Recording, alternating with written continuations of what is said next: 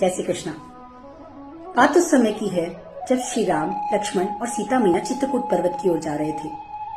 राह इतनी पथरीली और कटीली थी कि अचानक श्री राम के चरणों में एक कांटा चुभ गया।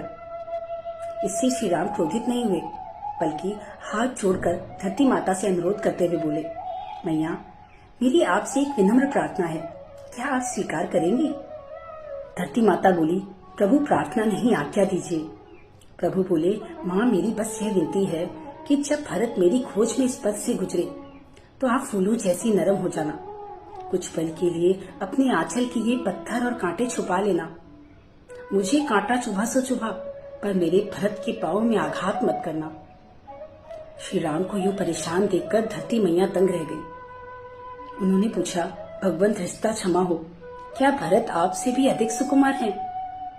जब आप इतनी सहजता से सब कुछ सहन कर गए तो क्या भरत नहीं कर पाएंगे? फिर आपके चित्त में उनको लेकर ऐसी व्याकुलता क्यों?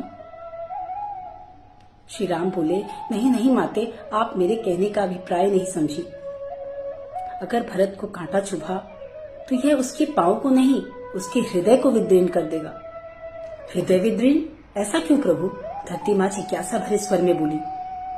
श्री राम ने उत्तर देते हुए कहा, अपनी पीड़ा से नहीं माते, बल्कि यह सोचकर कि इस कटीली राह से मेरे भैया राम गुजरे होंगे।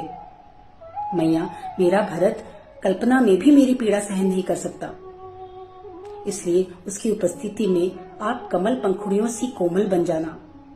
सही मायने में यही रिश्ता रिश्ता कहलाने के योग्य था, क्योंकि यह रिश्ता एक दूसरे के प्रति अंदरूनी एहसास और आत्मीय अनुभूति के दम पर टिका था। आजकल रिश्ते सिर्फ दिखावा मात्र रह गए हैं। इसलिए कहा गया है, रिश्ते खून से नहीं, परिवार से नहीं, मित्रता से नहीं, व्यवहार से भी नहीं, बल्कि सिर्फ और सिर्फ आत्मीय एहसास से बनते हैं और निभाए जाते हैं। जहाँ एहसास है वहीं आत्मीयता है, और जहाँ आत्मीयता है वहीं अपनापन है। इसलिए रिश्तों को जोड़ना सीखें, तोड़ना नहीं। जय श्री कृष्ण।